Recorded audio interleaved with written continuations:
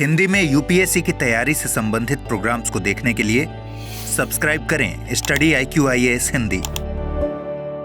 1 फरवरी 2021 जब म्यांमार में एक बड़ा राजनीतिक झटका आया, सेना ने तख्तापलट करके देश की निर्वाचित सरकार को हटा दिया। इस सरकार की अगुवाई आंग सांग सू की कर रही थी। सेना ने अपने संवैधानिक अधिकारों का हवाला दिया और कथित चुनावी धोखाधड़ी का आरोप लगाया। इस दौरान राजनीतिक ध्रुवीकरण और सत्ता संघर्ष ने स्थिति को और जटिल बना दिया। तख्तापलट के दौरान सेना ने प्रत्यक्ष रूप से सत्ता पर कब्जा कर लिया, वरिष्ठ नेताओं को गिरफ्तार कर लिया गया और संसद को भंग कर दिया गया। परिणाम स्वरूप म्यांमार में सैन्य शासन लागू हो गया। पूरे देश में व्यापक विरोध प्रदर्शन हुए, अंतर्राष्ट्रीय प्रतिबंध लगाए गए और मानवाधिकार उल्लंघन की घटनाएं बढ़ गई। साल 2022 श्रीलंका में आर्थिक संकट और जनता के आक्रोश के कारण राष्ट्रपति गोटबाया राजपक्षे को इस्तीफा देना पड़ा। इस दौरान देश में गंभीर आर्थिक मिसमैनेजमेंट, विदेशी ऋण संकट, ईंधन और खाद्य सामग्री की कमी और बढ़ती महंगाई के कारण जनता में भारी नाराजगी देखी गई। इस दौरान सेना और सुरक्षा बलों ने कानून और व्यवस्था बनाए रखी, लेकिन सत्ता को सीधे नहीं संभाला। परिणाम स्वरूप राष्ट्रपति ने इस्तीफा दिया और अंतरिम सरकार का गठन हुआ। हालांकि आर्थिक और राजनीतिक अस्थिरता बनी रही। साल 2024 बांग्लादेश में युवा जेनजी द्वारा बड़े पैमाने पर विरोध प्रदर्शन हुए। ये विरोध प्रदर्शन नौकरी की कोटा प्रणाली और सरकार की कथित तानाशाही के खिलाफ थे। देश में राजनीतिक दबाव, भ्रष्टाचार, बेरोजगारी और सोशल मीडिया पर प्रतिबंध वे बड़े कारण थे जिन्होंने युवाओं को सड़कों पर उतरने के लिए मजबूर किया। सेना ने प्रत्यक्ष सत्ता अधिग्रहण नहीं किया, लेकिन अप्रत्यक्ष रूप से सरकार को इस्तीफा देने की सलाह दी। परिणाम स्वरूप प्रधानमंत्री शेख हसीना इस्तीफा देने को मजबूर हुई और अंतरिम सरकार का गठन हुआ। राजनीतिक और संवैधानिक अस्थिरता बढ़ गई। साल 2025 नेपाल में युवा जेनजी ने प्रशासन में भ्रष्टाचार, बढ़ती बेरोजगारी, राजनीतिक अस्थिरता और शासन के विरोध में बड़े पैमाने पर प्रदर्शन किए। प्रदर्शन के दबाव में प्रधानमंत्री KP शर्मा ओली को इस्तीफा देना पड़ा। साथ ही देश के बड़े नेताओं को जनता के क्रोध का सामना करना पड़ा। सेना इस मामले में तटस्थ रही, लेकिन प्रदर्शन ने राजनीतिक नेतृत्व को कदम पीछे हटाने पर मजबूर कर दिया। परिणाम स्वरूप अंतरिम सरकार बनी, राजनीतिक अस्थिरता और संवैधानिक अस्पष्टता बनी रही। 5 साल और इन बीते 5 सालों ने दक्षिण एशिया की राजनीतिक स्थिरता को झंझोड़ के रख दिया। 4 देशों में गंभीर राजनीतिक अस्थिरता देखी गई। जनता के द्वारा किए गए ये विरोध प्रदर्शन केवल इन देशों की प्रशासनिक कमियों को ही उजागर नहीं करते, बल्कि ये दुनिया के तमाम देशों की जनता को कुप्रशासन, भ्रष्टाचार और सरकार की तानाशाही नीतियों के खिलाफ आवाज बुलंद करने और सरकारों को उखाड़ फेंकने के लिए भी प्रेरित करते हैं। अब इन घटनाओं के आधार पर सबसे महत्वपूर्ण प्रश्न यह है कि क्या भारत में भी इस प्रकार का बड़ा जन आंदोलन हो सकता है? अगर हाँ, तो कैसे, और अगर नहीं, तो ऐसा क्यों? Hello and very good afternoon to all of you. मैं कुणाल आप सभी का स्टडी IQIAS हिंदी पे स्वागत करता हूं। 5 साल और 4 बड़ी राजनीतिक अस्थिरता की घटनाएं बहुत कुछ सिखाती हैं हमें, और क्या भारत में ऐसा होगा या नहीं। देखिए, जब कभी भी कोई भी ऐसी घटना हो तो इस घटना के बाद हमें एक खास चीज जो मिलती है वो मिलती है सीख। हमें अब आने वाली परिस्थितियों के लिए जो तैयारी करनी है वो इन घटनाओं से मिली सीख के आधार पर करनी है, और ठीक इसी प्रकार की कुछ बड़ी सीख हमें ये घटनाएं देती हैं। अब क्या क्या शामिल है इस सीख में, आइए एक बार जरा नजर डालते हैं, और उन सीख के आधार पर ही हमें पता चलेगा कि क्या भारत में ऐसा कुछ हो सकता है या नहीं हो सकता, या फिर परिस्थितियों को संभालने के लिए किन किन तथ्यों पर कार्य करना बहुत जरूरी है। सबसे पहली और खास बात है आर्थिक और राजनीतिक संकट। चाहे बात हम लोग म्यांमार की करें, श्रीलंका की करें, बांग्लादेश की करें या फिर नेपाल की करें, इन सभी देशों की एक खास बात यह है कि इन सभी देशों में एक बड़े जन आंदोलन को जन्म देने में या तो आर्थिक कारक जिम्मेदार थे या फिर राजनीतिक संकट। या तो सरकारें बार बार गिर रही थी और बार बार नए प्रधानमंत्री बनाए जा रहे थे, या फिर दूसरी खास स्थिति ये थी कि देश की जनता सरकार की नीतियों से पूरी तरह से असंतुष्ट थी। और वहीं दूसरी खास बात, देश में बढ़ती बेरोजगारी और साथ ही मुद्रास्फीति, ये वो कारक थे जिन्होंने इस संकट को और गहरा किया, और अंत में जनता मजबूर हो गई एक बड़ा प्रदर्शन करने के लिए और सरकार को हटाकर एक नई सरकार की स्थापना करने के लिए। हालांकि सभी जगह पर सरकार को हटाकर एक नई सरकार नहीं स्थापित हुई, क्योंकि म्यांमार के अंदर जिस समय सरकार गिराई गई तो उसके बाद सैन्य शासन लागू हुआ। और इसी प्रकार हमें यह पता चलता है कि इन बड़े तख्तापलटों के मामले में सेना की खास भूमिका रही है। चाहे बात म्यांमार की हो, बांग्लादेश की या नेपाल की, हमें सभी जगह पर देखने को मिलता है कि सेना कहीं ना कहीं किसी ना किसी प्रकार से इन्वॉल्व थी, या तो प्रत्यक्ष या फिर अप्रत्यक्ष। अगर म्यांमार की बात करें तो म्यांमार का जो तख्ता पलट हुआ था, म्यांमार का तख्ता पलट तो सेना के द्वारा ही किया गया, सरकार को हटाया गया और लोकतांत्रिक सरकार को हटाने के बाद सेना ने पूरे सरकार और प्रशासन पर अपना सीधा नियंत्रण स्थापित कर लिया। वहीं बांग्लादेश की बात करें तो बांग्लादेश के अंदर सेना प्रत्यक्ष रूप से पूरे के पूरे तख्ता पलट में जिम्मेदार नहीं थी और ना ही उसने जन आंदोलन को बढ़ावा दिया, लेकिन जिस समय स्थिति संभालने से बाहर निकल चुकी थी तो उसके बाद सेना ही थी जिसने बांग्लादेश की सरकार को यानी कि प्रधानमंत्री शेख हसीना को इस्तीफा देने की सलाह दी थी। तो इन्वॉल्वमेंट था लेकिन अप्रत्यक्ष। श्रीलंका और नेपाल की बात करें तो केवल कानून और व्यवस्था सुनिश्चित की जा रही थी इस समय सेना के द्वारा। हालांकि सेना यहाँ पर चाहती तो थी कि चीज़ों को संभाला जाए, लेकिन जब चीज़ों को नहीं संभाला गया तो अंत में तख्ता पलट हुआ और सेना यहाँ पर चीज़ों को पूरी तरह से कंट्रोल नहीं कर पाई, जो सेना की जिम्मेदारी थी। तो वो बड़ी घटनाएं जो हम लोगों ने बीते 5 सालों में देखी, उसमें सेना या तो प्रत्यक्ष रूप से इन्वॉल्व थी या फिर अप्रत्यक्ष रूप से इन्वॉल्व थी या फिर वो अपने सभी कार्यों को पूरा नहीं कर पाई। इसके बाद एक बड़ी महत्वपूर्ण बात है युवा और नागरिक समाज की शक्तिशाली भूमिका। यहाँ लोकतांत्रिक सरकारों के लिए एक खास स्थिति जो स्पष्ट हो जाती है वो है जनता की संतुष्टि। अगर जनता लंबे समय तक अपनी लोकतांत्रिक सरकार से असंतुष्ट रहेगी तो उसके बाद तख्ता पलट होना और बड़े जन आंदोलन होना लाजमी है, क्योंकि उन्हें आप नहीं रोक पाएंगे, क्योंकि लोकतंत्र का नियम है जनता का शासन होगा, जनता के लिए शासन होगा और जनता के द्वारा ही शासन होगा। और इस शासन में अगर जनता संतुष्ट नहीं होगी तो जनता सरकार को गिरा देगी, सरकार को पलट देगी। सबसे महत्वपूर्ण और खास स्थिति जो हमें यहाँ देखने को मिली। तो इसी प्रकार के ही प्रदर्शन हमें देखने को मिले बांग्लादेश में, श्रीलंका में और नेपाल में, जहां जनता ने ही पूरे के पूरे आंदोलन को संभाला और आंदोलन को संभालने के बाद सरकार के खिलाफ हर एक प्रकार का प्रयास किया और तब तक जनता शांत नहीं हुई जब तक कि उन्हें अपने द्वारा सरकार को पलटने में सफलता नहीं मिल गई। तो इसीलिए युवा और नागरिक समाज की शक्तिशाली भूमिका हमें देखने को मिली है 3 देशों के अंदर। इसके अलावा जेनजी वो जनरेशन जो सोशल मीडिया से कनेक्टेड है, चीज़ों को जानती है, समझती है और लोकतांत्रिक मूल्य है और जनता के अधिकार, स्वतंत्र, समानता, इन सभी बातों को जानते समझती है। अब 2 खास स्थितियां, चाहे हम बात करें बांग्लादेश की या बात करें नेपाल की, यहाँ पर जेनजी जनसंख्या की ही बड़ी भूमिका थी सरकार का तख्ता पलट करने में। इन्होंने पहले एक बड़े जन आंदोलन को जन्म दिया और जन आंदोलन को जन्म देने के बाद इन्होंने फिर सरकार पलटी। हालांकि बात करें चाहे हम बांग्लादेश की या नेपाल की, दोनों ही जगह पर अंतरिम सरकारें बनी और अंतरिम सरकार बनने के बाद अब आने वाले समय में देखा जाएगा कि किस प्रकार के चुनाव यहाँ संपन्न होते हैं और कैसी सरकारें बनती हैं। इसके अलावा संविधान की अस्पष्टता। तो इन चारों देशों के अंदर एक सबसे ज्यादा कॉमन फैक्टर जो देखने को मिला है तख्ता पलट के लिए वो है संविधान की अस्पष्टता। यहाँ बने हुए संविधान इस प्रकार के हैं जो शक्तियों के विभाजन पे कार्य नहीं करते हैं और वहीं ये सरकार की कार्य और नीतियां, सेना की भूमिका, इन सभी मामलों में स्पष्ट परिभाषाएं नहीं देते हैं। अब जब सभी क्षेत्रों को या सरकार के सभी अंगों को या फिर हमारे अलग अलग विभागों को अगर उनकी शक्तियों के बारे में, उनके कार्यों के बारे में पूरा स्पष्टीकरण नहीं होगा और किस स्थिति में किस प्रकार की बल का प्रयोग करना है, किस प्रकार के कार्य करने हैं और किस प्रकार से विरोध प्रदर्शनों को दबाना है, अगर संविधान इस मामले में व्याख्या नहीं करता तो व्यवस्थाओं को संभालना बहुत ही जटिल हो जाता है और परेशानियां यहाँ बढ़ जाती हैं। इसके साथ ही अगली बात है कमजोर संस्थाएं। इन देशों में एक खास बात यह भी देखी गई कि जो सरकारी संस्थाएं थी, जो लोकतांत्रिक सरकारें थी, वो कमजोर संस्थाओं के माध्यम से चल रही थी और इस वजह से जब ये बड़े प्रदर्शन हुए तो इन बड़े प्रदर्शनों को नहीं संभाला जा सका, नहीं दबाया जा सका और लोगों को अपनी बात कहने के लिए कोई विकल्प भी नहीं मिल रहा था। इस वजह से भी ये विरोध प्रदर्शन हुए और सरकार के तख्ता पलट के लिए जिम्मेदार बने। इसके अलावा कमजोर नागरिक सेना संतुलन। तो किसी भी देश में ये जरूरी है कि अगर आप चाहते हैं कि शांति बनी रहे और राजनीतिक स्थिरता हो तो सेना और जनता का संतुलन होना जरूरी है। अगर नागरिक और सेना में संतुलन नहीं होगा, नागरिक सेना को नहीं समझेंगे और सेना नागरिकों को नहीं समझेगी तो उस दौरान किसी भी प्रकार से बड़े प्रदर्शनों को दबाया जाना सफल नहीं हो पाएगा। ये वो सारी बड़ी सीखें हैं जो हमें मिलती हैं इन बड़े 4 राजनीतिक अस्थिरता की घटनाओं से और ये बहुत कुछ हमें सिखाती हुई, ये बताती हैं कि अगर आप अपने लोकतंत्र को सुरक्षित रखना चाहते हैं, अगर आप चाहते हैं कि आपकी राजनीतिक व्यवस्था स्थिर रहे तो ये जरूरी है कि आप इन सभी से सीख लेकर आने वाले समय में अच्छी नीतियों को अपनाएं ताकि आपकी व्यवस्था में ये सारी कमियां ना हो और उसके बाद आपको एक बड़ा जन आंदोलन देखने को ना मिले। इन सारी सीखों के बावजूद एक खास बात जो भारतीय व्यवस्था की है वो ये है कि भारतीय व्यवस्था में हमें तख्ता पलट देखने को मिलने की संभावनाएं बहुत ही ज्यादा कम है। भारत की व्यवस्था इतनी अच्छे से संविधान के द्वारा तैयार की गई है कि यहाँ सभी चीज़ों का विभाजन है और इतने महत्वपूर्ण व्यवस्थाएं और मूल्य हमें मिली है, संस्थाएं हमें मिली हैं जो भारत की व्यवस्था को स्थिरता प्रदान करती हैं। क्या क्या इसमें शामिल है, ये एक बात खास तौर पे हम लोग समझ लेते हैं। तो तख्ता पलट के विरुद्ध मजबूत भारतीय व्यवस्था क्यों है, ये अब हमें समझना है।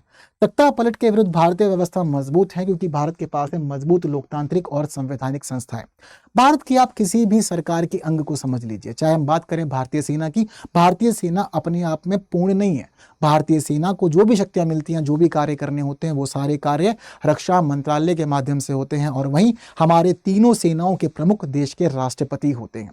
तो अब सेना का संचालन मंत्रालय के माध्यम से होता है, तो इस दौरान दृढ़ नागरिक नियंत्रण के तहत हमारी सेना काम करती है, यानी कि सेना को ऐसी कोई छूट नहीं मिलती जहां वो राजनीतिक हस्तक्षेप दिखाए, या फिर कहीं से कहीं तक ऐसा कोई प्रावधान नहीं है जहां हम ये कह सकें कि अगर सरकारें असफल होंगी और सरकारों से जनता संतुष्ट नहीं होगी तो उस दौरान सेना शासन को संभाल लेगी। हमने ऐसा कोई प्रावधान नहीं किया हुआ, यानी कि हमने सेना को केवल एक जिम्मेदारी दी है, वो है सुरक्षा और व्यवस्था को संभालने की।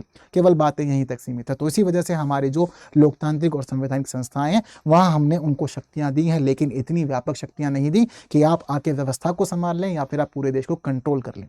ठीक इसी प्रकार जहां हमने सेना को रक्षा मंत्रालय के अधीन किया हुआ है और वहीं तीनों सेनाओं का प्रमुख राष्ट्रपति को बनाया हुआ है, इसी प्रकार से हमारी संविधान, संसद, न्यायपालिका, ये वो सारे महत्वपूर्ण जांच और संतुलन की परतें हैं जिसके माध्यम से हम देश में एक स्थायी व्यवस्था सुनिश्चित करते हैं। हमारे देश में सबसे ऊपर अगर कोई है तो वो संविधान है, ना ही कोई पद, ना ही कोई बल और ना ही कोई व्यक्ति। कोई भी संविधान से ऊपर नहीं है। इसका अर्थ यह है कि संविधान के दायरों में रहकर ही आपको अपने दायित्वों को पूरा करना है। और बाकी इसके अलावा संसद समय समय पर कानून तैयार करती है, नियमों को व्यवस्थित करती है ताकि शक्तियों का संतुलन बना रहे और वहीं शक्तियों का केंद्रीकरण ना हो, विकेंद्रीकरण के तहत सभी अलग अलग अपने कार्यों को संभाल सके और कोई भी ना तो एक दूसरे पर हावी हो और ना ही किसी के साथ में ऐसा हो कि वो पूरे देश को कंट्रोल कर पाए। ठीक वहीं न्यायपालिका भी है। अगर जब कभी भी कोई भी अपने मार्ग से भटकता है, शक्तियों का दुरुपयोग करता है, तो उस दौरान न्यायपालिका सामने आती है, उसकी सभी परिस्थितियों को जांच करती है और उसको समझाती है कि आपने ये गलत काम किया है। सजा भी मिलती है और साथ ही परिभाषाएं दी जाती है कि क्या आप करेंगे और क्या आप नहीं करेंगे। जैसा कि अभी हाल में हम लोगों ने राष्ट्रपति और राज्यपाल के मामले में भी देखा कि जब सुप्रीम कोर्ट को लगा कि गड़बड़ हो रही है तो राष्ट्रपति और राज्यपाल दोनों के लिए टाइमलाइन दे दी कि इतने समय में आपको विधेयक पर विचार करना पड़ेगा, आप मनमर्जी नहीं कर सकते हैं। ठीक इसी के साथ स्पष्ट संविधान, आपातकालीन प्रावधान और अन्य कानूनी उपाय। तो जहां हम लोगों ने संविधान को अपनी लोकतांत्रिक व्यवस्था के लिए तैयार किया है, एक मजबूत स्थायी स्थिति के लिए तैयार किया है, वहीं दूसरी खास बात यह है कि हमारा संविधान बहुत अधिक स्पष्ट है। हमारा संविधान एक एक शब्द को परिभाषित करने पर भी कार्य करता है और जिन बातों को संविधान परिभाषित नहीं कर पाया, उन बातों को, उन शब्दों को परिभाषित करने की जिम्मेदारी हमने अपने कोर्ट को दे रखी है। सुप्रीम कोर्ट के पास यह जिम्मेदारी है। तो हमारा संविधान वैसे भी सभी मामलों में स्पष्ट है क्योंकि संविधान ये बताता है कि अगर सरकार के आप जो अंग हैं, आपका क्या कार्य है, और संविधान ही ये बताता है कि शक्तियों को कैसे सभी स्तरों पर और सभी अलग अलग संस्थाओं के बीच में बांट दिया गया है। वहीं कुछ उपाय भी हैं हमारे पास। अगर मान लो कभी भी कोई एक जन प्रदर्शन होता है, एक बड़ा आंदोलन होता है, तो हमारे पास उपाय हैं। हमारे पास आपातकालीन प्रावधान है और हम ये जानते हैं कि जब कभी भी आंतरिक सशस्त्र विद्रोह होता है या आंतरिक अशांति हो जाती है तो उस दौरान किस प्रकार के उपाय अपनाने हैं, जिसमें सबसे महत्वपूर्ण है संविधान का अनुच्छेद 352 जो हमारे देश में राष्ट्रीय आपातकाल की बात करता है। ठीक इसके साथ ही हम लोग ये भी देखते हैं कि अन्य कानूनी उपाय भी हैं, यानी कि कुछ भी हो तो हमारे पास में राजद्रोह, यूएपीए, इस प्रकार के अनेक कानून भी बने हुए हैं जो व्यक्तियों को और संस्थाओं को हर एक मामले में कंट्रोल करते हैं और समझाते हैं कि आपके पास में क्या सीमाएं हैं, आपको कहाँ तक रहना है और कहाँ तक कार्य करना है। इसके अलावा दूसरी महत्वपूर्ण बात, सशस्त्र बलों की व्यावसायिकता और गैर राजनीतिकरण। अब दरअसल हमारे देश में सशस्त्र बल हैं और सशस्त्र बल बड़ी ही मजबूत स्थिति में, लेकिन हम लोगों ने सशस्त्र बलों को तैयार करते समय भी कुछ खास उपायों को अपनाया। जैसे कि पहली खास बात यह है कि हमारी भारतीय सेना जो है वो राजनीति में हस्तक्षेप नहीं करती, यानी कि हमारे देश की सरकारें क्या कर रही हैं, क्या नहीं कर रही हैं, प्रधानमंत्री का, गृह मंत्रालय का, रक्षा मंत्री का क्या डिसीजन है, वो उसमें इंटरफेयर नहीं करती। लेकिन हाँ, सेना की भूमिका कैसी है, सहयोगी की भूमिका है। सरकार जो चाहेगी, जैसी नीतियों को आगे बढ़ाना चाहेगी, उस मामले में सहयोग करते हैं और सभी मिलजुल कर डिसीजन लेते हैं कि देश की सुरक्षा कैसे हो। लेकिन अगर सेना पूरे डिसीजन ले, ऐसा अधिकार सेना को नहीं है और सरकार सभी मामलों के अंदर सभी चीज़ों को सहयोग के माध्यम से पूरा करती है और सरकार के पास भी विभिन्न अंग हैं जो मिलजुल करके देश की सीमा के मामले में, सेना के मामले में, सशस्त्र बलों के मामले में मिलकर निर्णय लेते हैं। और राजनीति में हस्तक्षेप का अधिकार भारतीय सेना को किसी भी प्रकार का नहीं है और ना ही आप किसी प्रकार से हस्तक्षेप कर सकते हैं अगर आप इस पदों पर हैं जो सेना से जुड़े हुए हैं।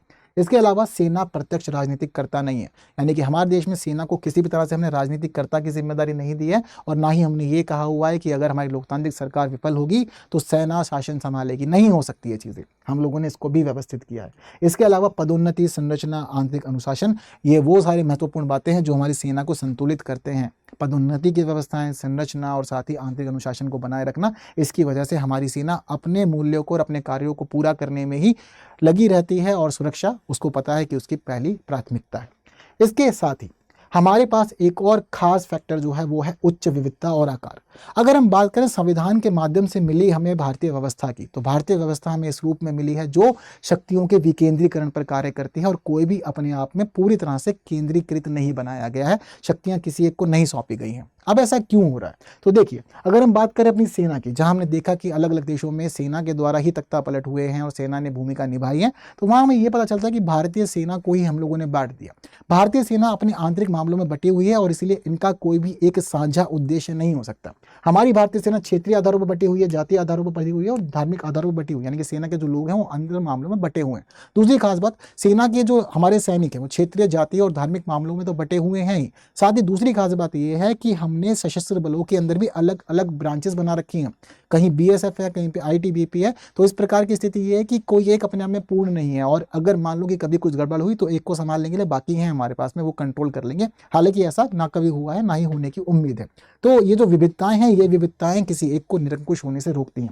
ठीक इसी प्रकार हम ये देखते हैं कि विभिन्न कानून प्रवर्तन एजेंसियां भी हमारे पास में, जिनके पास अपने अतिव्यापी अधिकार हैं। तो जो कानून प्रवर्तन एजेंसियां, उनको पता है कि कैसे कानून का पालन करवाना है, कैसे व्यवस्था को संतुलित रखना है। और इसके अलावा एक और महत्वपूर्ण बात है, यहाँ पर किसी भी एक संस्था के पास पर्याप्त बल नहीं है। तो कोई भी संस्था है जिसके पास में हम ये देखते हैं कि कोई भी प्रॉपर हमने सारी पावर्स ना तो उसको दी हुई है, ना ही सारे बल उसको दिए हुए। हम ये कहते हैं कि ठीक है, व्यवस्था संतुलित चल रही है, चीज़ों को मैनेज कीजिए, अच्छे से अरेंज कीजिए, शक्तियों के बंटवारे के आधार पर कार्य कीजिए और एक जरूरी तत्व जो है वो है मिलजुल के कार्य करना। तो सभी लोग मिलजुल के कार्य करते हैं, चाहे कोई भी सरकार का कैसा भी अंग है या किसी प्रकार की संस्था बनी हुई है। इसके अलावा राजनीतिक वैधता और जन लामबंदी। तो हमारे देश में जो भी कार्य करती है सरकार, वो जनता के माध्यम से ही करती है, जनता से परे नहीं होती। हम दुनिया के सबसे बड़े लोकतंत्र हैं, सबसे मजबूत लोकतंत्र भी हैं, दुनिया का सबसे बड़ा संविधान हमारे पास में है जो लिखित रूप में है। अब यहाँ पर यह खास बात है कि भाई हमारी सरकार को राजनीतिक वैधता मिलती है। इतने बड़े देश में चुनावों के बावजूद सरकार बनाई जाती है और चुनावों के बाद सरकार बनती है, तो वहाँ पता चलता है कि जनता का विश्वास इस सरकार में है, इस व्यक्ति में है, इस पार्टी में है। इसके साथ ही हमारे देश में एक खास बात यह है कि कोई एक दल ऐसा नहीं जो सारी व्यवस्थाओं को संभाले, क्योंकि प्रतिस्पर्धी दलीय राजनीति चलती है हमारे देश में। इतने सारे दल हैं हमारे पास में कि चीजों के मामले में कोई ना कोई कहीं ना कहीं भूमिका निभा रहा है, कोई राज्य के स्तर पर, कोई केंद्र के स्तर पर, जहां सरकार के खिलाफ बातचीत करने के लिए जनता को नहीं उतरना पड़ रहा। जनता को पता है कि विपक्ष है और विपक्ष सारी चीजों को बैलेंस करेगा। तो सीधा जनता के पास में एक माध्यम होना चाहिए जो जनता की बातों को आगे रखे। अगर जनता को ये लगता है कि हमारे पास कोई विकल्प ही नहीं है अपनी बातों को आगे रखने का, तो उसके बाद में जनता को मजबूरन फिर तो प्रदर्शन पर उतरना ही पड़ेगा। और भारत में हमें दिखता है कि यहाँ विपक्षी दल ऐसे हैं जो बातें रख रहे हैं, चाहे मुद्दा महंगाई का हो या फिर महंगा निरंकुशता का हो या फिर मुद्दा जो है वो किसी और प्रकार से किसी अन्य पक्ष से जुड़ा हो या कल्याण से जुड़ा हुआ हो। तो जितने भी मुद्दे हमारे किसी प्रकार के, उन सभी मुद्दों को पहुंचाने के लिए विपक्ष मौजूद है। और इसके अलावा क्षेत्रीय विकेंद्रीकरण, तो हमारे यहाँ पर चीजें जो है वो बटी हुई हैं। विकेंद्रीकरण के ऊपर बहुत अधिक कार्य हम लोगों ने किया हुआ है, संविधान की स्थिति पता चलता है। इसके अलावा सरकारों को चुनावों द्वारा वैधता, तो कौन प्रधानमंत्री बनेगा, नहीं बनेगा, सरकार किसकी नीतियों से संतुष्ट है या नहीं है, सरकार के मामले में जनता को किस में विश्वास दिख रहा है या नहीं दिख रहा है, वो हर 5 साल पे पता चल जाता है हमें। तो इसलिए जनता ही चुन करके सरकारों को बनाती है, और चाहे वो राज्य स्तर पर हो या फिर केंद्र के स्तर पर हो या फिर स्थानीय स्वशासन के स्तर पर हो। इसके अलावा जहां एक तरफ हमारी जनता कार्य करती है, जनता को ये चीज़ों को प्रस्तुत करने के लिए हमारे नागरिक समाज, प्रेस, न्यायपालिका वो तत्व हैं जो हमारे समाज की एक निगरानीकर्ता बने हुए हैं। यानी कि जिसने भी कुछ भी गड़बड़ की उसकी बात तुरंत उजागर कर दी जाएगी, देखो यहाँ ये गलत, देखो यहाँ ये गलत, इसने ये गलत काम किया। ये हमारे वो निगरानी तंत्र हैं। तो ये निगरानी तंत्र भी हमारे देश में भूमिका निभा रहे हैं। और इसके साथ ही परंपरा और मिसाल का भाव। दरअसल जिन देशों में आज तख्तापलट हो रहे हैं, सरकारों को गिराया जा रहा है, ये ऐसे देश हैं जिनमें पहले भी तख्तापलट हो चुके हैं और सरकारों को गिराया गया। तो इन देश की जनता के पास में पहले उदाहरण है, सेना के पास में पूर्व उदाहरण है, जहां उनको पता है कि पहले हमने किया है तो हम कर सकते हैं। लेकिन भारत में ऐसा कोई उदाहरण नहीं है, क्योंकि आज तक कभी ऐसा हुआ ही नहीं। हालांकि जन प्रदर्शन छोटे बड़े तो होते रहे, लेकिन उन सभी को कंट्रोल कर लिया गया। और जब कभी भी इनकी कोई मांग हुआ करती थी, वो मांगे सरकारें सुनती है या डिस्कशन करती है, इसके बाद चीज़ों को सॉल्व कर लिया जाता है। और हमारे देश में तो प्रदर्शन स्वतंत्रता के बाद से ही शुरू होने लग गए थे, चाहे बात जाति के आरक्षण की हो या फिर बात हो राज्य के पुनर्गठन की। हर मामले में हम लोगों ने प्रदर्शन देखे हैं। इसके अलावा भूगोल और संघीय संरचना। तो देखिए भारत की व्यवस्था संघीय है और दूसरी खास बात भारत का जो क्षेत्र है वो एक व्यापक क्षेत्र है। तो व्यापक भौगोलिक विशेषताओं के साथ में क्या है कि हर एक व्यक्ति की अपनी एक अलग मांग है, लोगों की समान मांगे नहीं है, जिसकी वजह से लोग बढ़ जाते हैं। व्यापक जनसंख्या है और हर एक जनसंख्या के वर्ग की अपने धर्म, अपनी जाति, अपने समुदाय, अपने क्षेत्र, अपने लिए हर एक प्रकार की जो उसकी मांग है, जो उसकी चाहत है, वो लोगों की बट जाती है, अलग अलग है। और इसके अलावा अनेक राज्य और शासन में अनेक स्तर। तो हमारे देश में अनेक राज्य हैं, आज के समय में 28 राज्य और 8 केंद्र शासित प्रदेशों में बटा हुआ है पूरा भारत। और वहीं सरकार के हमारे पास कई स्तर हैं, केंद्र स्तर, राज्य स्तर और स्थानीय स्वशासन। तो इसीलिए किसी एक के पास में सब कुछ नहीं आता। तो जरूरी है कि ये सभी चीजें बरकरार रहें और ये वो सारे महत्वपूर्ण मूल्य हैं जो भारत को एक मजबूत स्थिति में स्थापित करते हैं। और केवल मजबूत स्थिति में स्थापित ही नहीं करते बल्कि भारत को एक सफल लोकतंत्र बनाने में ये भूमिका निभा रहे हैं। और इस सभी के साथ में ये भी समझिए कि हमारे पास में अंतर्राष्ट्रीय और बाहरी बाधाओं की स्थिति भी यहाँ पर जिम्मेदार है, जो किसी देश में तख्तापलट को कंट्रोल करती है। जब कभी भी किसी भी देश में तख्तापलट होता है तो तख्तापलट के दौरान ये भी स्थिति देखी जाती है कि क्या प्रभाव रहेगा, क्योंकि जब कभी तख्तापलट होता है तो वैश्विक जो संस्थाएं हैं, जो वैश्विक अलग अलग देश हैं, शक्तियां हैं, वो भी इसमें फिर प्रभाव डालती हैं। तख्तापलट के बाद ये देखा जाता है कि बाहरी अलग अलग प्रकार के फिर सैंक्शंस लगाए जाते हैं, चीज़ों को कंट्रोल किया जाता है, अलग अलग देश जो है वो संबंधों को तोड़ देते हैं, जिससे कि वो चाहते हैं कि वहाँ पर लोकतंत्र को बहाल किया जाए और लोकतंत्र के तहत ही देश की व्यवस्था चले। तो अंतर्राष्ट्रीय और बाहरी बाधाएं जैसे कि वैश्विक ध्यान आता है, मीडियाएं जांच करती हैं और वैश्विक संबंध प्रभावित हो जाते हैं और आंतरिक और बाहरी प्रतिक्रियाएं भी इस दौरान देखने को मिलती हैं। इसके अलावा प्रेरणा और सुधार उपाय। तो देखिए भारत के पास में प्रेरणा है और भारत का प्रेरणा यह है कि भारत पूरी दुनिया से सीख लेता है कि कहाँ पर क्या गड़बड़ हुई और क्या गड़बड़ नहीं हुई। और हम लोगों ने जब संविधान तैयार किया था वो भी हमने दुनिया से सीख लेके तैयार किया था। और सुरक्षा उपाय करने का मतलब यह है कि जब कभी भी हम लोग इन चीज़ों को देखते हैं कि अलग अलग तख्तापलट हुए हैं, चीज़ें गड़बड़ाई हैं, तो वहाँ एक खास ज़रूरी फैक्टर हमारे लिए यह है कि उन देशों से हम सीखें और सीख कर अपने देश की व्यवस्था में उन तत्वों को शामिल ना होने दें जो बड़े तख्तापलट को और एक बड़े जन आंदोलन को जन्म दे सकता है। तो ये सभी चीज़ें हम सीखते हुए सब कुछ बैलेंस करते हैं। तो इस प्रकार भारत की व्यवस्था लोकतंत्र के मामले में बहुत ज़्यादा सुरक्षित मानी जाती है और तख्तापलट या किसी प्रकार के बड़े जन आंदोलन के मामले में भारतीय व्यवस्था काफ़ी संतुलित है और सभी मामलों में ये जनता के लिए और जनता से जुड़ी हुई चल रही है। तो इसलिए चीज़ें भारत की व्यवस्था की ठीक है, इसलिए कहा जाता है कि भारत की व्यवस्था में एक बड़ा जन आंदोलन नहीं देखा जा सकता, तख्तापलट नहीं देखा जा सकता। हालांकि इस सब के बावजूद अब हम लोग उसको ब्रीफ में समझते हैं कि आने वाले समय में भारत में तख्तापलट क्यों नहीं हो सकता। जहां हमने ये समझा कि क्या क्या महत्वपूर्ण तत्व है जो भारत को मजबूत करते हैं तख्तापलट के विरुद्ध या सैन्य प्रशासन के विरुद्ध या फिर किसी प्रकार के हम ये देखते हैं कि जन आंदोलन के विरुद्ध मजबूत करते हैं, वहीं भारत की व्यवस्था में ऐसा क्या खास है और जो हमारे लिए चीज़ों को और बैलेंस कर रहा है। सबसे पहली बात है, सेना के पास नागरिक प्राधिकार से स्वतंत्र कोई मजबूत शक्ति आधार नहीं है। तो देखिए अब जो सेना है वो सेना कैसे चल रही है, वो मंत्रालयों के अधीन है ना, यानी कि वो जुड़ी हुई है सरकार से। दूसरी खास बात, अब सेना भी इस प्रकार से व्यवस्था में कि जनता उसमें विश्वास करती है, तो जनता से उसको क्या मिल रहा है, उसको प्राधिकार मिल रहा है और जनता से जुड़ी हुई है और जनता के लिए ही उसको कार्य करना है। तो चीज़ें जो हैं वो बैलेंस हो जाती हैं, गड़बड़ाती नहीं है। तो इसके अलावा हम देखते हैं कि सेना के पास कोई और ऑप्शन नहीं है जहाँ से उसको कोई और प्राधिकार मिल जाए। तो उसके मामले में जो है वो नागरिकों का विश्वास और नागरिकों से जुड़ाव बड़ा महत्वपूर्ण है।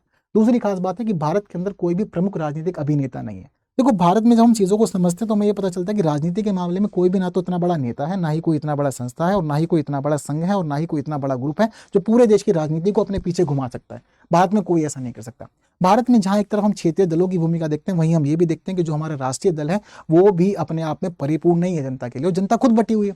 हमारे देश में वो जनता है जो कोई बीजेपी को पसंद करती है, वो भी जनता है जो समाजवादी को पसंद कर रही है, वो भी जनता है जो कांग्रेस को पसंद कर रही है, वो भी जनता है जो टीएमसी को पसंद कर रही है, वो भी जनता है जो एआईडीएमके को पसंद कर रही है। मतलब हमारे देश जनता भी बटी हुई है। तो कोई इतना बड़ा ना तो नेता है और ना ही हमारे देश में कोई इतने बड़ा पॉलिटिकल पार्टी है, ना कोई संस्था है, ना कोई ग्रुप है जिसके पीछे पूरे देश की जनता एक तरफ चल देगी। तो इसलिए यहाँ पर भी हम लोग सुरक्षित हैं। इसके अलावा हमारी संस्थाएं हैं चीज़ों को बैलेंस करने के लिए, न्यायपालिका, मीडिया, नागरिक नौकरशाही, जो पूरी तरह से जड़ता और स्वतंत्रता से जुड़े हुए हैं। तो सब अपने कामों को करने के लिए पूरी तरह स्वतंत्र है और किसी को कहीं पर भी कंट्रोल कर सकते हैं, रोक सकते हैं, और ये जानते हैं कि क्या होना चाहिए, क्या नहीं होना चाहिए। और इसके अलावा लोकतंत्र, हमारे जो देश की जनता है वो लोकतंत्र के पक्ष में है और हमारे देश की जनता ये जानती है कि लोकतंत्र से बेहतर विकल्प हमारे लिए कोई नहीं हो सकता, क्योंकि लोकतंत्र ही एक ऐसी व्यवस्था है जहाँ जनता की बात को सुनी जाती है। और भारत की व्यवस्था की एक खास बात यह है कि भारत की जनता बदलाव में विश्वास नहीं करती, भारत की जनता सुधार में विश्वास करती है। जब हम देखते हैं कि सरकार गड़बड़े कर रही है, सरकार काम नहीं करी, तो अगले चुनावों में हम उसको उठा के फेंक देते हैं और हम देखते हैं कि कोई नया आएगा और वो काम करेगा। लेकिन हम ये नहीं सोचते कि लोकतांत्रिक व्यवस्था को पलट देना है, देश में तख्ता पलट करवा देना या कुछ और करना है। हमारे देश की जनता और हमारे देश के युवा उस तरफ कभी भी नहीं सोचते। तो हम लोग परिवर्तन की जगह सुधार पर काम करने के लिए फोकस्ड हैं। बातें क्लियर? चलिए, इन सारी बातों के बावजूद हमें फिर भी कुछ सावधानियां बरतनी पड़ेगी। संविधान बहुत अच्छा है, व्यवस्था बहुत अच्छी है, बहुत ज़्यादा स्थिर है, स्थायित्व भी बहुत अच्छा मिला हुआ है हम लोगों को, चीज़ें बहुत ज़्यादा अंडर कंट्रोल्ड है। लेकिन इन अंडर कंट्रोल स्थितियों के साथ भी ज़रूरी है कि कुछ सावधानियां समय समय पर बरती जाए, ताकि कहीं से कुछ भी लूप होल ना बन जाए और हमारी चीज़ें ना गड़बड़ा जाए। सबसे पहली और महत्वपूर्ण स्थिति है गंभीर आर्थिक संकट। अगर भारत की व्यवस्था को आने वाले समय में भी सुरक्षित रखना, तो ज़रूरी है कि हम आर्थिक संकट से दूर रहें और भारत को एक ऐसे सुरक्षित माहौल में रखें जहां हमारे देश में बहुत ज़्यादा महंगाई ना हो जाए, जनता भी संतुष्ट रहे और चीज़ों को बैलेंस किया जा सके। तो भारत की व्यवस्था के लिए एक ज़रूरी सावधानी है गंभीर आर्थिक संकट से बचना। भारत की व्यवस्था के लिए दूसरी खास बात है संस्थाओं को कमजोरी से सुरक्षा। हमारी जो महत्वपूर्ण संस्थाएं हैं, चाहे वो संसद है या फिर वो हमारी न्यायपालिका है या फिर हमारे कोई और अंग है, उनके लिए ज़रूरी है कि उसको जो जिम्मेदारियां मिली हुई हैं वो अपनी जिम्मेदारियों में मजबूत रहे और कभी भी कोई भी दूसरों के मामलों में हस्तक्षेप ना करें और वो मजबूती से इस प्रकार कार्य करें कि चीज़ों को कंट्रोल कर सके और कहीं से कोई भी किसी प्रकार की गलत कार्य को आगे ना बढ़ा सके। राजनीतिक ध्रुवीकरण को रोकना, तो राजनीति जो है वो विध्रुवीकरण पर चलनी चाहिए। ऐसा नहीं हो कि सारी पावर एक में आ जाए या सारी चीज़ें एक के पास चली जाए। जैसे कि अभी थोड़े दिन पहले एक खास बात हमारे देश ने क्या की कि जब ये देखा कि हमारे देश में एक पॉलिटिकल पार्टी ये नारा लगा रही थी अब की बार 400 पार, तो देश के अलग अलग राज्यों ने उस पॉलिटिकल पार्टी के खिलाफ मतदान किया और सीटों को कम कर दिया। क्यों? क्योंकि 400 पार पहुंच जाना लोकतंत्र में एक ऐसी स्थिति को जन्म दे सकता है जहां जो पॉलिटिकल पार्टी है वो मनमर्जी से कुछ भी काम कर सकते। तो ये लोगों ने समझा और लोगों ने चीज़ों को कंट्रोल किया और यहाँ जो सीट शेयरिंग थी वो थोड़ी डाउन कर दी कि भाई बैलेंस करो। जहां हमें एक तरफ चाहिए कि स्थायी सरकार हो, सरकारें 5 साल तक काम करें, बीच में टूट फूट ना हो, वहीं हम ये भी चाहते हैं कि विपक्ष भी मजबूत हो, ताकि मजबूत विपक्ष अपनी बात रख सके, जनता की बात रख सके और वो जनता की बातों को सरकार के सामने रख के जनता के लिए कार्य करवा सके। तो इस वजह से हम लोगों ने चीज़ों को बैलेंस किया। अगली बात है कानून के शासन की सुरक्षा। तो भाई देखो, हमारे देश में शासन किसका है? संविधान का, कानून का शासन चलता है। तो हमारे देश में सबसे ऊपर कौन है? संविधान है। कानून ऊपर है, इसके ऊपर कोई भी नहीं है, ना ही कोई बॉडी और ना ही कोई पर्सन, ना ही कोई ग्रुप, ना ही कोई पार्टी। तो इसलिए जरूरी है कि कानून के जो शासन है सुरक्षा रहनी चाहिए और कानून की सर्वोच्चता बनी रहनी चाहिए। इसके अलावा नागरिक सैन्य संबंधों में गिरावट नहीं होनी चाहिए, इसका भी ध्यान रखना है। जो हमारे देश की जनता का विश्वास सेना में है वो रहना चाहिए और देश की सेना को पता है कि उसका काम सुरक्षा का है, वो अपने कामों को करते रहे। इनके संबंध नहीं खराब होनी चाहिए, चीज़ों में बैलेंस रहेंगे तो भी अच्छा रहेगा, वरना कहीं ना कहीं चीज़ें गड़बड़ा सकती हैं। क्योंकि वहाँ सेना होती है तानाशाही, जहाँ पर उसको जनता की सुरक्षा के बाद ये ध्यान आ जाता है कि मुझे राजनीति संभालनी है, जनता पे राज करना है। दो चीज़ें हैं, राज करना और सहयोग करना। हमारे देश की जो सेना है वो जनता से सहयोग करती है, उसको सुरक्षा करती है। वो कभी ये नहीं सोचती कि हमें जनता के ऊपर राज करना है और जनता को अपने शासन में रखना है। इसके अलावा वरिष्ठ सैन्य राजनेताओं का राजनीतिकरण से रोकना। जो बड़े बड़े सैन्य नेता बन चुके हैं, हमारे देश में कुछ ऐसी पर्सनैलिटीज़ हैं जिनको हम लोग बहुत ज़्यादा एडमायर भी करते हैं, अडोर करते हैं, मानते हैं कि हाँ ये बहुत अच्छी हैं। तो वही ज़रूरी है कि ये जो बड़े बड़े नेता हैं सेना के, वो लोग राजनीति से दूर रहें, ये ज़रूरी है। तो इसीलिए हम लोग जो बड़े बड़े लीडर्स हो जाते हैं हमारे आर्मी के मामले में, उनको हम पॉलिटिक्स में इन्वॉल्व नहीं करते, दूर रखते हैं, क्योंकि फिर चीज़ें कहीं ना कहीं इन्फ्लुएंस में आगे बढ़ जाती है। और अगली महत्वपूर्ण बात है हमारे देश के अंदर संवैधानिक अस्पष्टता और आपातकालीन कानूनों का दुरुपयोग रोकना। ना तो हमारा संविधान अस्पष्ट होना चाहिए, हालांकि संविधान सभी मामलों में स्थिति को परिभाषित करता है, चीज़ों को सुरक्षित भी करता है और हर एक मामले में बताता है कौन क्या करे, कौन क्या ना करे, किसके पास क्या अधिकार है और क्या नहीं है। वहीं दूसरी खास बात यह है कि आपातकालीन कानूनों का दुरुपयोग नहीं होना चाहिए। हालांकि एक बार हो चुका है, लेकिन उसी वजह से संशोधन भी हुए, चीज़ों को बदला गया और अब सबकी चाहत यही है कि ये चीज़ें सुरक्षित रहनी चाहिए और अब कभी भी आपातकालीन कानूनों का उल्लंघन ना हो, दुरुपयोग ना किया जाए, जिससे जनता पर भी नकारात्मक प्रभाव पड़े और जनता फिर विद्रोही हो जाए। चीज़ें सुरक्षित रखना जरूरी है। तो इन सावधानियों के साथ हम भारतीय व्यवस्था का लोकतंत्र को जीवित रख सकते हैं, भारतीय व्यवस्था में लोकतंत्र को लंबे समय तक बरकरार रख सकते हैं और अपने संविधान को जीवंत रख सकते हैं हमेशा। बातें क्लियर हैं सारी? तो बस ये वो सारे महत्वपूर्ण डिस्कशन था जो मुझे आप लोग के साथ करना था और अपनी ये सारी बातें आप लोगों तक पहुंचानी थी। अब आप समझ गए हैं ना कि भारत में तख्ता पलट होगा या नहीं होगा और भारत किस प्रकार सुरक्षित है और क्या क्या ज़रूरी फैक्टर्स हैं जो हमारे लिए यहाँ पर जिम्मेदार बने हुए हैं। इस सब के बाद अब आपके क्या विचार हैं? आप अपने विचार मुझे कमेंट बॉक्स में ज़रूर से बताएंगे और बिना कमेंट के कोई नहीं जाएगा। इसके साथ ही अगर आप द हिंदू के लिए एक अच्छा एनालिसिस ढूंढ रहे हैं हिंदी भाषा में, तो ये आपको मिल सकता है स्टडी IQ IAS हिंदी के यूट्यूब चैनल पर, जहां न्यूज़ एनालिसिस के साथ साथ एडिटोरियल डिस्कशन भी होता है। तो जुड़िए रोज़ सुबह 9 बजे हमारे साथ द हिंदू की क्लास लेने के लिए। और अगर आप लोग अपनी तैयारी के लिए कोई अच्छा बैच ढूंढ रहे हैं तो स्टडी IQ का प्रतिज्ञा प्लस बैच आपके लिए बहुत खास है, जहाँ एडमिशन की लास्ट डेट है 15 सितंबर। प्रतिज्ञा प्लस बैच में आपको KL लाइव कोड यूज़ करने से मिल सकता है बेस्ट डिस्काउंट। और ये भी ध्यान रखिए कि इस बैच में आपको 1000 से अधिक घंटों की कक्षाएं मिलती है, जहां पूरा सिलेबस कवर होता है। इसके साथ ही आंसर राइटिंग, सीटेट और करंट अफेयर्स सभी क्लासेस आपको मिलती है। 1-to-1 मेंटरशिप में आपको पूरा मार्गदर्शन मिलता है कि तैयारी कैसे करनी है, क्या गलतियां नहीं करनी है और किस प्रकार से आगे बढ़ते जाना और सिलेक्शन लेना। इसके अलावा टेस्ट सीरीज और स्टडी मटेरियल की सुविधा भी आप लोग को मिलती है, ताकि आप लोग को कहीं और किसी चीज़ के लिए परेशान ना होना पड़े। क्या पढ़ना है क्या नहीं पढ़ना वो सब भी स्टडी IQ बताता है। इसके साथ ही आप लोग को 11,000 का कैश प्राइस मिलता है अगर आप टॉप टेस्ट परफॉर्मर बनते हैं। पूरी फीस हम रिफंड भी कर देते हैं अगर आप प्रीलिम्स क्लियर कर लेते हैं तो अब जरूरी है कि एनरोल कीजिए नए बैच में। जो लास्ट डेट है एडमिशन की 15 सितंबर। KL लाइव कोड का यूज कीजिए, चाहे 26, 27 या 28 का बैच ले सकते हैं, हिंदी, इंग्लिश या इंग्लिश कुछ भी ले सकते हैं। तो एनरोल कीजिए आज ही। इसके साथ ही आप मेरे साथ जुड़ सकते हैं टेलीग्राम, इंस्टाग्राम, फेसबुक और एक्स पर, और साथ ही QR कोड को स्कैन कर सकते हैं टेलीग्राम चैनल पर जुड़ने के लिए, और सर्च भी कर सकते हैं कुणाल कोटे, तो भी आप टेलीग्राम चैनल पर पहुंच जाएंगे। तो बस आज की क्लास में इतना ही। जो महत्वपूर्ण बातें करनी थी वो सभी बातें कर ली गई हैं, और फिलहाल ये इस प्रकार की खास वीडियो है जिसे बाकी लोगों तक शेयर जरूर करना है। शेयरिंग नहीं रुकनी चाहिए, और जिन्होंने लाइक नहीं किया, लाइक किए बिना कोई नहीं जाए। कमेंट जरूर करें, और ऐसी वीडियोस देखने के लिए बने रहें study IQ IAS Hindi YouTube channel पे। Thank you so much. जय हिंद। हिंदी में UPSC की तैयारी से संबंधित प्रोग्राम्स को देखने के लिए सब्सक्राइब करें स्टडी IQ IAS हिंदी।